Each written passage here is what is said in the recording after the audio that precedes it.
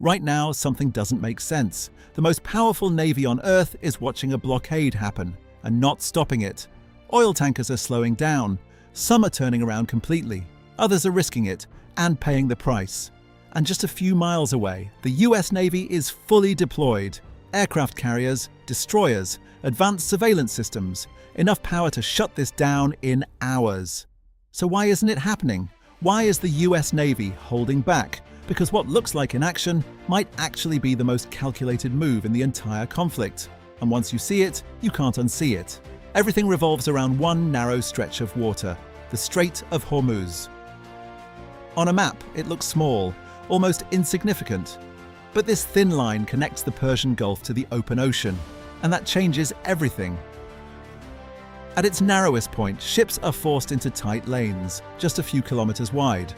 That means massive oil tankers, some carrying millions of barrels, all pass through the same controlled path. No space to maneuver, no easy way out. Now think about this. Roughly 1/5 of the world's oil supply moves through this corridor every single day. That's energy powering cities, industries, entire countries. So if something disrupts this route, even slightly, the effects don't stay local. Fuel prices begin to rise, shipping slows down, markets react within hours, and the real danger isn't a complete shutdown, it's uncertainty. Because when captains don't feel safe, they hesitate. When companies sense risk, they reroute. And when that happens at scale, the global system starts to tighten. That's the real power of this place. It's not just a waterway, it's a pressure point for the entire world. Here's where most people get it wrong. Iran isn't trying to defeat the US Navy head-on. They know that fight is unwinnable, so they don't play that game. Instead, they shift the battlefield, away from power and into uncertainty. They deploy small, fast attack boats that can swarm larger ships.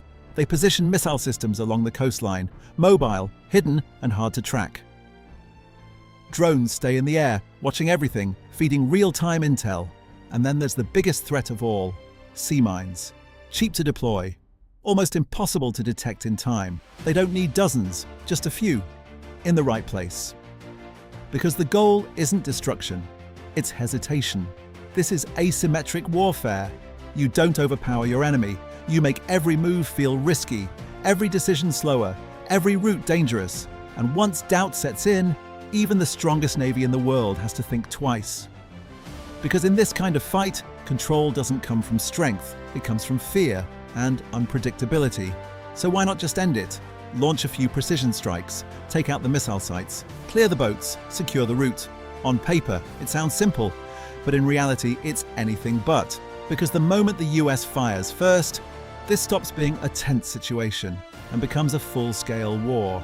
And that changes everything. Iran wouldn't just absorb the Dorbet, they would respond fast. Missiles launched from deep inland, drones targeting ships and bases, and not just in one location, but across the entire region. Then there are proxy forces, groups aligned with Iran, spread across multiple countries. They don't need orders to act. They're already positioned, so one strike in the Strait of Hormuz could trigger reactions hundreds, even thousands of miles away. And suddenly, this isn't about protecting a shipping lane anymore. It's about managing a regional war. That's the real risk, not whether the US can strike, but what happens the second it does. Because once that line is crossed, there's no controlling how far this spreads. Now here's the part most people underestimate. The biggest danger out here isn't what you can see, it's what you can't. Sea mines. They don't move, they don't show up clearly on radar, and they don't give warnings. They just sit there, waiting. One wrong move, one ship in the wrong place, and everything changes, not because of the damage alone, but because of what it signals. If one tanker hits a mine, every other captain hears about it instantly. Shipping companies react within minutes. Routes get cancelled, insurance costs skyrocket overnight, and suddenly traffic slows to a crawl. Now here's the problem. Clearing mines sounds simple. It's not. It requires specialized ships, slow, methodical sweeps, divers, drones, and constant risk. And while that's happening, those clearing teams become targets themselves, completely exposed. So even if the US Navy has the capability, using it takes time. And time is exactly what Iran is exploiting. Because they don't need to stop every ship, they just need to make the entire route feel unsafe. So if they're not striking, what are they actually doing? They're controlling the situation quietly. Out in the Strait of Hormuz, US ships aren't just sitting still, they're constantly moving. Destroyers rotate positions, surveillance aircraft sweep the skies, submarines operate where no one can see them. Every move is calculated, not to escalate, but to manage risk, because presence alone sends a message. We're here, we're watching, don't go too far. At the same time, they track every small boat, every radar signal, every unusual movement along the coast. It's a game of awareness, staying one step ahead without triggering the next phase. And then there's coordination, allies in the region, shared intelligence, joint patrols in nearby waters. This isn't just one navy acting alone. It's a network, because the goal isn't to destroy Iran's capabilities overnight. It's to keep the situation contained, keep ships moving, just enough, keep tensions high but controlled. Because in this kind of conflict, the real mission isn't to win fast, it's to prevent everything from spiraling out of control. This isn't just happening on the water, it's happening in the global economy. Every hour of uncertainty in the Strait of Hormuz sends signals across the world. Oil traders react instantly. Prices move on headlines alone. Even rumors can shift markets in minutes. Then come the insurance companies. When risk rises, premiums spike. Some ships suddenly cost millions more just to pass through. And for many companies, that risk isn't worth it. So they delay, they reroute. Some avoid the region entirely, and that's where the real impact begins. Supply tightens, delivery times stretch. Fuel prices climb, not just locally, but globally. And here's the key. Iran doesn't need to physically block every ship. They just need to make the route feel unstable.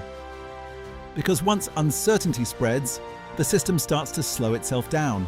Decisions get cautious, movements get delayed, and pressure builds across the entire network. That's the strategy. Not total shutdown, but controlled disruption. Because in this kind of conflict, economic pressure can be just as powerful as military force. Now zoom out. This isn't just about two countries facing off in one narrow corridor. What happens in the Strait of Hormuz ripples across the entire world. Asia depends on this oil. Europe relies on these shipments. Even countries far from the region feel the impact within days, because energy is connected to everything: transport, food, manufacturing. When fuel prices rise, everything else follows. Flights get more expensive, shipping costs increase, basic goods start costing more, and it doesn't take a full shutdown to trigger this. Just the threat alone can push markets into panic mode. Governments start watching closely, companies begin preparing for shortages, investors react before anything even happens. That's how sensitive this system is. One narrow passage, controlling global stability, and that's why every decision here is so calculated. Too aggressive, and the situation explodes. Too passive, and pressure keeps building. So what you're seeing isn't hesitation, it's restraint under pressure. Because one wrong move in this region doesn't stay local, it echoes worldwide. From the outside, it looks like the US is holding back, like it's choosing not to act. But inside the strategy, that restraint is the point. Because full control comes with a price. If the US steps in and completely shuts down Iran's actions in the Strait of Hormuz, it takes ownership of everything that follows. Every retaliation, every escalation, every unintended consequence. And that's the risk.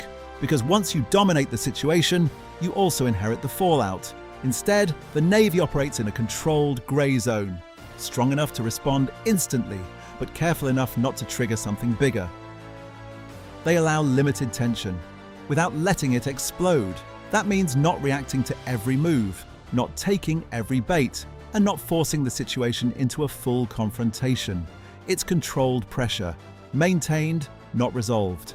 Because in this kind of environment, winning too quickly can actually destabilize everything. So the goal isn't total control, it's controlled stability, holding the line without crossing it. So here's the truth. The US Navy could stop this. Technically, it has the power, the ships, the aircraft, the precision to shut it down fast. But in a place like the Strait of Hormuz, speed isn't everything, because ending the blockade overnight could trigger something much bigger the next day. This isn't just a military problem, it's a global balancing act between action and consequences, between strength and restraint. push too hard, and the entire region could ignite. Hold back too much, and pressure keeps building. So what you're seeing isn't weakness, it's calculated control. Every move measured, every response deliberate.